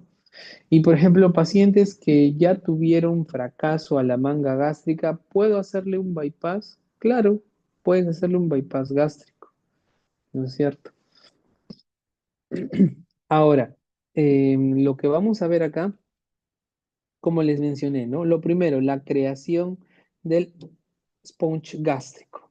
El sponge gástrico es una zona de Stepler, ¿no? Es una pequeña cámara gástrica que sirve de Stepler, llamada sponge gástrico, con una capacidad de aproximadamente, pues, entre 10 a 30, entre 15, perdón, a 30 mililitros, ¿no? Es responsable del componente restrictivo. Esta pequeña cámara gástrica está separada del resto del estómago y anastomosada al yeyuno proximal, ¿correcto? Este es anastomosada este es el segmento del yeyuno proximal, ¿correcto? Entonces, mira, por acá viene el asa duodenal, viene el asa, ¿cómo se llama esta asa? El asa biliopancreática. Este es el asa alimentaria y de acá para abajo es el asa común, común. ¿Dónde se da el proceso em, de absorción de nutrientes? De acá para acá. En el resto no va a haber absorción de nutrientes, ¿correcto? Bueno, excepto el de glucosa, ¿no? Que el de glucosa por canales GLUT se va a reabsorber, ¿no? Eso sí se reabsorbe. Me estoy refiriendo eh, a los nutrientes, ¿no? Vitaminas, proteínas, lípidos, los cuales requieren energía, ¿no? Para poder ser absorbidos o necesitan algún emulsificante, ¿no? Lipasas, proteasas, ¿no? Para poder ser digeridos, ¿correcto? Muy bien. Entonces, es así como se realiza, ¿no? Eh, um, a ver.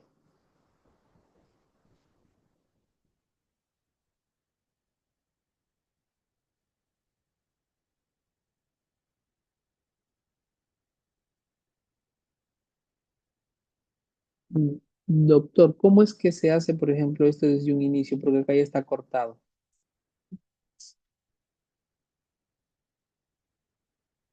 Mira, este es el segmento gástrico, ¿correcto?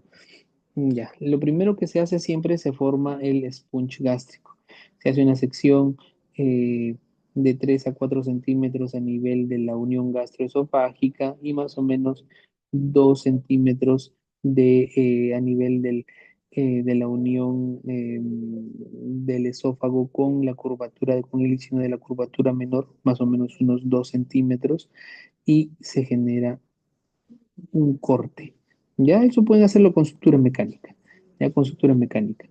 Y van a contar más o menos entre 60 a 100 centímetros desde el ángulo de trace. Ya agarran el ángulo de trace, supongamos que está por ahí, ¿no? El ángulo de trace. No es desde la unión del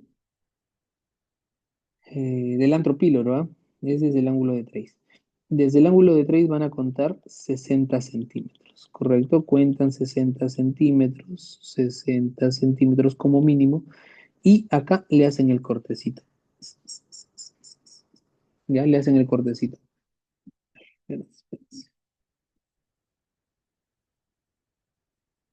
Ya, una vez que le hacen el cortecito, a ver, para que, a ver, acá tengo dibujitos de eso.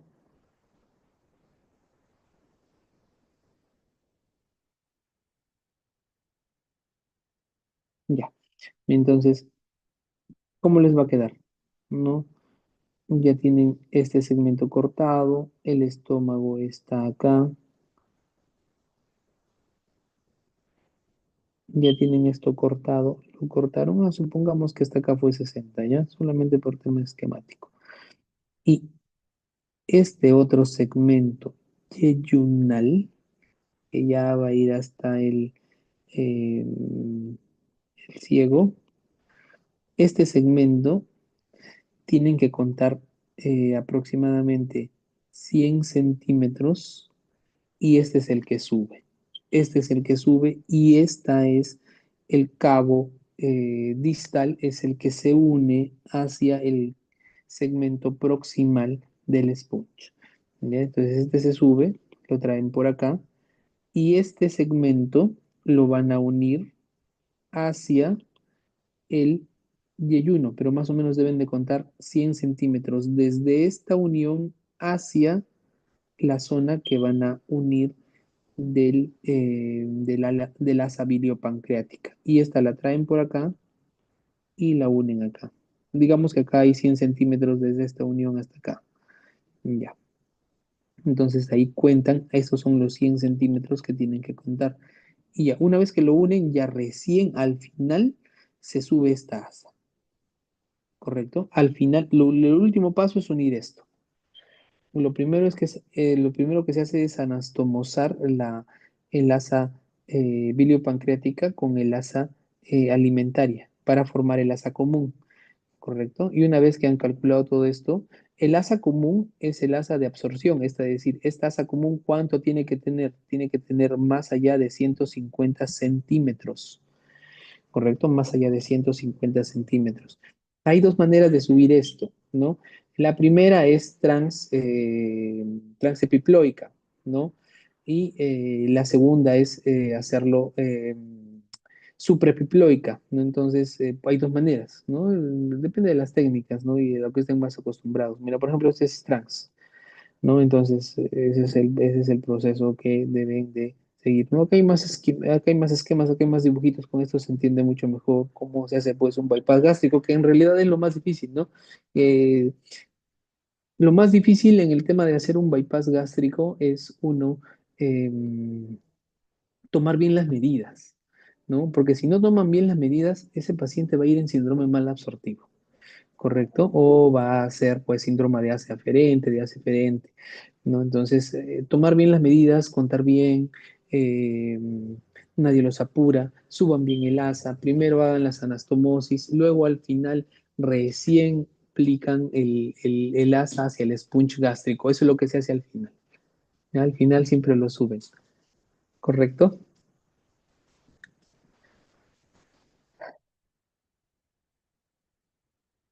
Entonces, esto es lo que vamos a ver nosotros con el tema del bypass gástrico, ¿no? Síndrome más abortivo con restricción. Entonces, además de la restricción y de la reabsorción que tenemos, el bypass gástrico, un importante efecto hormonal aún no totalmente aclarado que conduce a una mayor sensibilidad a la insulina. Es decir, estos pacientes todavía no se ha determinado por qué es que después de la cirugía el paciente que requería 20 unidades de insulina ya no requiere esas 20, requiere a veces la mitad, ¿no? De la insulina. Entonces, el aumento de su secreción pancreática y aún una mayor sensación de saciedad va a conllevar tener efectos asociados a los niveles de GLP-1 y al nivel de péptido YY, así como a la reducción de la grelina circulante. ¿Qué es la grelina? La grelina circulante es el estimulante del apetito. Entonces, como esta hormona se encuentra principalmente en las células del fondo gástrico, y ustedes lo que van a hacer es desfuncionalizar el estómago, están haciendo pues algo similar a lo que hace pues en la manga gástrica, ¿no? La manga gástrica, claro que con esta gastroscomía vertical quitas todo el fondo gástrico, no, en esta no, la desfuncionalizaste, todavía la tienes, pero no se estimula, ¿correcto? Entonces, el posicionamiento de los trócares, un trócar umbilical, pues generalmente estos pacientes obesos tienen un panículo adiposo muy grueso, son panículos adiposos que pueden llegar a tener en promedio unos 10 centímetros, 8 centímetros. Entonces, de preferencia usar en esos pacientes trócares o 12 o 15. Algunos han llegado a usar hasta trócares 18, ¿no? Entonces, el tema de los trócares son indispensables para tener una eh, mejor, un mejor abordaje del paciente.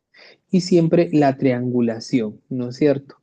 T1 siempre pues umbilical, pones dos trócares T2 y T3 para uno que te va a servir sí o sí el ayudante para que suba o para que tenga la facilidad para estirar el fondo y cuerpo gástrico, para que te genere una buena adherencia, para que puedas poner bien el sistema de grapado, para poder separar bien el tema del hígado, ¿no? Para elevar un poco el, el tema de la unión del estómago hacia el esófago. Hay que liberarla bien, necesitamos tener más trócares de ayuda para poder visualizar mejor esa zona, ¿no? Entonces es importante que el segundo y tercer trócar también sea un trócar de un trocar 12 o un trocar 10 mínimo, ¿no? Para que por ahí también entre las suturas. Ahora, si es que vamos a usar suturas de mayor grosor, como por ejemplo suturas negras o suturas verdes, hay que usar trocares pues mucho más amplios, ¿correcto? Por eso es que el T2 y el T3, como van a, uno, servir para elevar el hígado, para lateralizar el hígado, y segundo, el T3 para poder abordar el sistema de grapado, tienen que ser trócares más grandes, de mayor diámetro, como el umbilical. Ahora, la creación de la bolsa gástrica. Puedes usar dos tipos de sondas rígidas. Las sondas de BCG o las de Fouché, ¿correcto? ¿Cuál es la que clásicamente se usa más? La de Fouché, ¿correcto? Es una sonda rígida que lo que te va a permitir es mantener al estómago en la posición adecuada para poder hacer el respectivo o la respectiva creación de la bolsa gástrica, ¿no? La disección gástrica se inicia por la curvatura menor del estómago, ¿correcto? Se inicia por la curvatura menor. Eh, por ejemplo,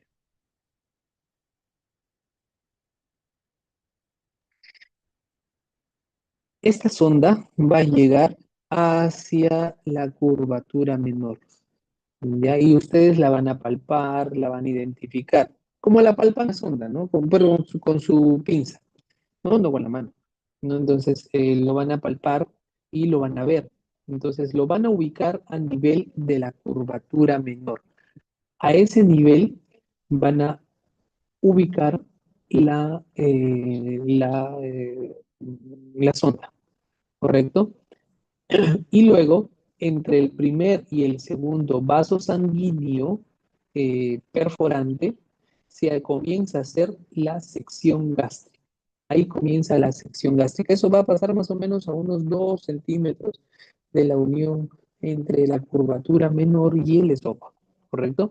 Entonces, y ahí van a comenzar el uso de las grapadoras, es decir, en esta zona. Lo identifico acá, dejo mi sondita, ya lo vi, y comienzo mi grapado, ¿no? Digamos que hasta acá comienzo todo mi grapado, ¿no? Entonces, comienza con el uso de la grapadora horizontal para poder eliminar o separar el punch gástrico del otro segmento gástrico, ¿correcto? ¿Y de qué diámetro usan estos? Generalmente de diámetros gruesos, ¿no? Pueden ir desde 32 a 36 French, ya es lo que indican, de 32 a 36 French, ¿correcto? Pero mientras sea un poco más grueso es mucho mejor, ¿no? Em, ¿Qué más? Entonces, acá vamos a ver la preparación del asa biliopancreática. Entonces, se identifica un punto en el yeyuno más o menos a 100 centímetros del ángulo de Trace y se lleva al piso superior por vía antecólica para la confección de la gastroenteroanastomosis. Gastroenteroanastomosis. ¿Por qué me lo da de frente? Porque se supone que previamente ya hice la unión, ya hice la Y, ¿correcto? Por eso es que lo que te va a decir es cómo lo tienes que subir. Se lleva al piso superior de la vía antecólica, ¿ya? Para la confección de la gastroenterosanostomosis, es decir, para la unión gastrointestinal. Por eso que es una gastroenteroanastomosis. El segmento más largo puede aportar un mayor beneficio en el control de la diabetes mellitus, ¿correcto? Entonces, pero por otro lado, pueden aumentar el riesgo de deficiencias nutricionales. Es decir, ¿qué es lo que quiere decir esto? Mientras esto sea más largo, mejora más la diabetes mellitus tipo 2. Pero si tú esto lo haces más largo, tu asa común va a ser más corta. Y si mi asa común es más corta, me acerco más al síndrome malabsortivo. Entonces, más o menos 100 centímetros. Si es que quieren, si es que cuentan bien el intestino, saben que no van a dejar más de 1,5 metros de intestino, pues lo pueden hacer, ¿no? Entonces cuenten bien nada más, pues para que puedan tener la adecuada, eh, el adecuado largo y tener pues esos más de 100 centímetros para poder hacer una adecuada mejora de los pacientes con diabetes mellitus tipo 2. Ahora, la gastroenteroanastomosis está confeccionada con grapadora lineal y se hace una unión laterolateral. La brecha de cierre con sutura continua con PDS 3 ceros en un solo plano. Ahora, ¿por qué PDS? La polidioxanona, a diferencia de las otras suturas, tiene beneficios sobre la sutura intestinal. Menor proceso inflamatorio, menor riesgo de fibrosis, menor riesgo de estenosis, ¿correcto? Entonces, son beneficios que te da el uso del PDS. El asa alimentaria. El asa alimentaria se secciona más o menos a un punto de distancia en el yeyuno a 100 centímetros de la gastroenteroanastomosis, ¿correcto? A 100 centímetros más o menos de la gastroenteroanastomosis. ¿Ya? Este punto se lleva a la región del yeyuno proximal. Ese es el yeyuno proximal. Este es el yeyuno distal. ¿Correcto? Yeyuno proximal, yeyuno distal. Entonces, más o menos entre 60 a 100 centímetros. ¿Correcto? Ni muy corto ni muy largo. Mínimo 60, máximo 100. Porque va a pasar lo mismo, ¿no? Pero eso se mide antes de cortar, no es que ya yo subo y después de recién me mido. No, esto se hace primero, ¿no? Entonces, ¿dónde se realiza la enteroanastomosis? ¿No? Enteroanastomosis con el uso de una grapadora lineal, ¿correcto? Una grapadora lineal y sobreestructura con PDS. Sección del asa biliopancreática. En esta etapa se realiza la sección con grapadora en el segmento de la correa que uno conecta la gastroenteroanastomosis con la enteroanastomosis, ¿correcto? Completando así la Y de Rux. Es decir, estas etapas, esta etapa es la última, ¿no? Se realiza con una grapadora para poder unir la gastroenteroanastomosis con la enteroanastomosis. ¿Correcto? Entonces, al final siempre se une la parte del yeyuno distal con el estómago. Ahora, ¿las gastrectomías verticales son más sencillas? Sí, son más sencillas. ¿No? Las gastrectomías verticales, la técnica quirúrgica es relativamente sencilla. Lo que se va a realizar, pues, es identificación primero, pues, de las curvaturas mayor y menor. Van a identificar las, las uniones del tanto esofagogástrica como antropilórica, y una vez que identifican esas uniones se va a realizar la gastrectomía vertical. Más o menos, como les mencioné en un inicio, acá más o menos unos 2 centímetros y unos 5 centímetros para comenzar con el grapado. Previamente a eso se pone una sonda rígida. ¿Correcto? Entonces, el procedimiento de división de la vasculatura comienza en la curvatura mayor gástrica, ¿correcto? Ahí van a comenzar a hacer, a desprender, a descolgar las arterias gástricas cortas, ¿correcto?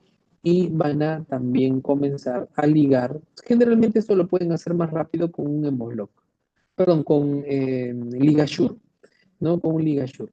Entonces, estos pacientes eh, generalmente, como son obesos, tienen amplias cavidades gástricas. Por eso es que necesitamos la cantidad de trocales que se ponen. Algunos ponen hasta 4, algunos ponen hasta 5, ¿no? 4 como mínimo. Entonces, como acá está, ¿no? Ligasure. Utilizando el bisturí ultrasónico o ligasure. Se van a ligar esas arterias gástricas. La disección se extiende hasta la unión esófago-gástrica, 2 centímetros, para liberar al máximo el fondo gástrico que se eliminará. A nivel del antro se sella y la división de los vasos de la curvatura gástrica van hasta 3 a 4, 3 a 6 centímetros del píloro, idealmente más de 5 centímetros para evitar qué cosa.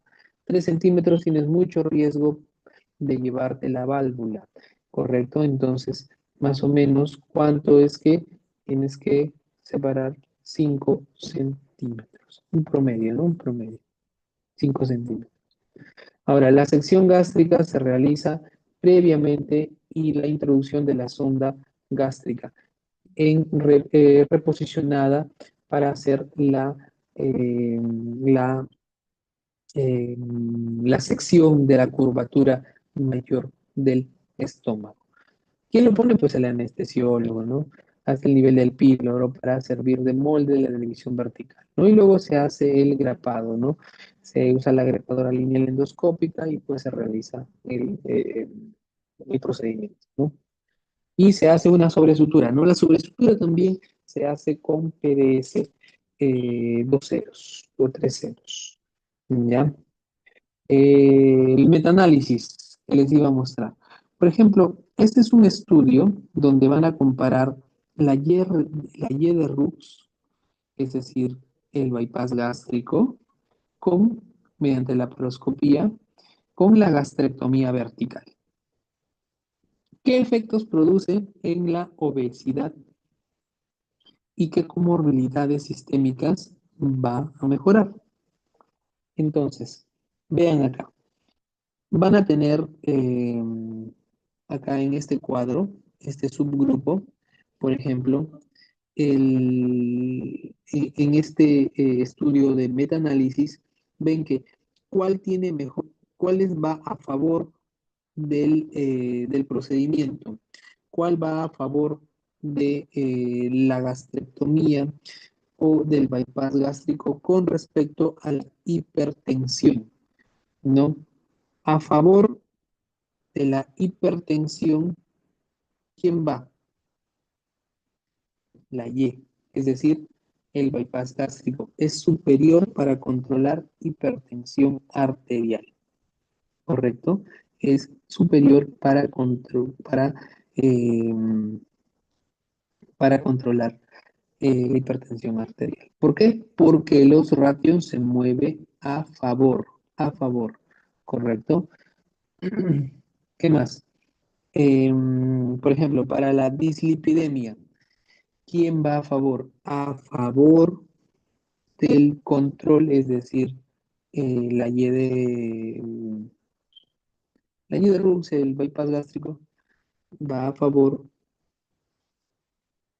es decir, disminuye con mayor efectividad la dislipidemia, la Y de Rux, ¿correcto? Y se ve, mira, acá en los cuadros, la disminución del peso 26%, 23.3, 19.4, ¿no? Tiene un alto OR, ¿no? Un alto OR. Con respecto a el reflujo gastroesofágico, bueno, casi solo son 2 estudios, la sensibilidad es mucho menor, pero sigue siendo a favor del control, a favor del bypass gástrico, ¿correcto? A favor del bypass gástrico.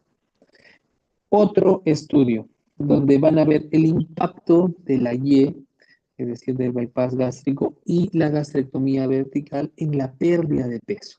El anterior lo vimos en las comorbilidades. Ahora lo vamos a ver con respecto a la pérdida de peso. ¿Qué dice? El efecto en el cuerpo y la reducción del peso y del índice de masa corporal en pacientes posteriores al tratamiento de 1 a 5 años después con respecto a la gastrectomía vertical y la Y de Rux, ¿qué es lo que dice? Que tienen un mejor impacto en la pérdida de peso con respecto a la Y de Rux, ¿no? ¿Quién gana? La Y, ¿no? La técnica de la Y contra el, ¿cómo se llama? El bypass gástrico, pero en un lapso largo, de 1 a 5 años. Si ustedes miden en en el primer año, tanto el bypass gástrico como la manga gástrica tienen en la misma pérdida de peso. Esto es a largo plazo. Entonces, acá también ven un cuadro donde comparan pérdida de peso en mujeres y hombres, ¿no? En mujeres y hombres.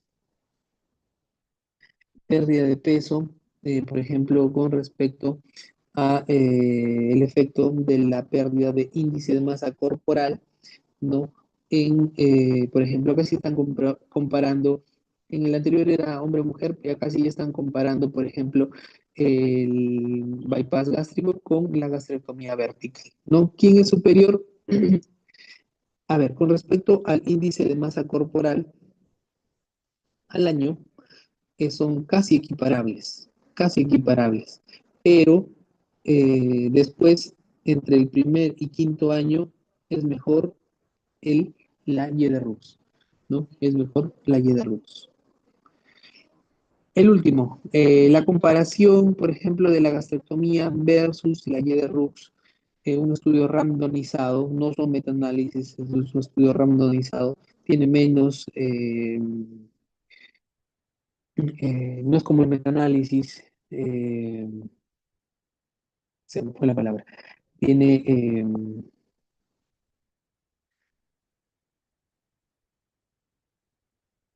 ya, bueno, los otros estudios, los otros previos, los que vieron, es un estudio que tiene mayor nivel de evidencia, ¿correcto? Este estudio tiene un menor nivel de evidencia, pero igual es un estudio multicéntrico, randomizado, ¿no? Lo que van a comparar es el resultado perioperatorio de pacientes que se han sometido a cirugía bariátrica desde el 2015 al 2022, ¿no? Y pacientes que se han sometido también a bypass gástrico desde ese mismo tiempo, ¿no? Entonces, ese estudio han randomizado lo que van a ver es gastrectomías verticales versus bypass gástrico, ¿no? Entonces, la muestra fue primero de 14.182 pacientes. A las finales, por la paroscopía, la muestra es casi equiparable, es decir, es una muestra con una buena sensibilidad, perdón, es una muestra con una buena, un estado de muestralidad, es decir, tiene una buena población, tiene un buen espacio muestral, es decir, es un buen estudio, ¿no? Entonces, en estos, 7 fueron perdidos del seguimiento y 6 fueron perdidos del seguimiento en ambos, ¿no? O sea, es casi equiparable. ¿Y qué se ha visto? ¿No? Eh, por ejemplo, con respecto a las complicaciones, en la manga gástrica, esta manga gástrica, ¿qué es más frecuente? Es más frecuente, ¿qué cosa? Los, eh, los sangraditos, las dehiscencias. Las dehiscencias. Por ejemplo, ¿en quién es más frecuente las obstrucciones? En el bypass gástrico, ¿no? Entonces, por ejemplo, ¿en quiénes se les tuvo que hacer cirugía revisional? En la gastrectomía vertical, ¿no? Después en el resto están casi parejos, ¿no? Mm, sí, abscesos, mira, más frecuentes en la gastrectomía, perdón, en la Yeda Rux, ¿no? La formación de abscesos. Y las injurias, bueno, más frecuentes en las gastrectomías. Nada más, ¿no? El resto es casi comparable, ¿no? Entonces, los efectos a largo plazo de la gastrectomía y la Yederrux, por ejemplo, en gente, en personas que tienen obesidad mórbida severa, etapa 3, ¿no? Tienen una muy buena muestra, 4.400 y incluidos al estudio 307 para ambos grupos, ¿correcto? Es decir, es un buen espacio menstrual, sí. ¿Y qué es lo que han visto? Lo que han visto es que la gastrectomía vertical tiene una mejor tasa al primer año, tiene una buena disminución de peso, ¿no? Comparada con la Rux. Pero acá lo que van a corroborar es que después, con el pasar del tiempo, ¿quién tiene una mejor pérdida de peso con el tiempo? Es la Rux, ¿correcto? A los 5 años siempre es mayor, no tiene una mejor tasa. Bueno, conclusiones para terminar. La interpretación en las personas que viven con obesidad de grado 2 y 3, la gastrectomía de manga y el bypass gástrico en Yeder-Rux tuvieron una pérdida excesiva del IMC clínicamente comparable de acuerdo con la definición predefinida de equivalencia. ¿Qué significa eso? que ambos sean pacientes grado 2, grado 3, tanto la gastrectomía en manga gástrica como el bypass gástrico, la pérdida de IMC es casi igual. Sin embargo, el bypass gástrico mostró una pérdida de peso totalmente significativa, mayor y ventaja significativa en los resultados secundarios. Es decir, mejora dislipidemia, mejora la enfermedad por reflujo principalmente, pero con una tasa más alta de complicaciones menores. Es decir, es una mejor técnica porque te disminuye mejor las comorbilidades, pero tienes una mayor tasa de complicaciones. Las complicaciones principales, como otras comorbilidades, en general no difirieron significativamente en los grupos. ¿Correcto? Es casi equiparables. ¿No? En alguna, uno más que otro, ¿no? Como por ejemplo los abscesos, las dehiscencias, todo eso. Pero también pueden ser parte del seguimiento, ¿no? Algunos pacientes que se hacen seguimiento, pues no tienen el adecuado seguimiento, ¿no? Ya, muy bien. Entonces, esas son algunas enlaces de interés que se los dejo por ahí. Y bueno, eso sería todo con respecto a el tema de eh, manga gástrica, bypass gástrico, en general, pues cirugía metabólica. Muchas gracias. ¿Tienen alguna consulta, alguna pregunta?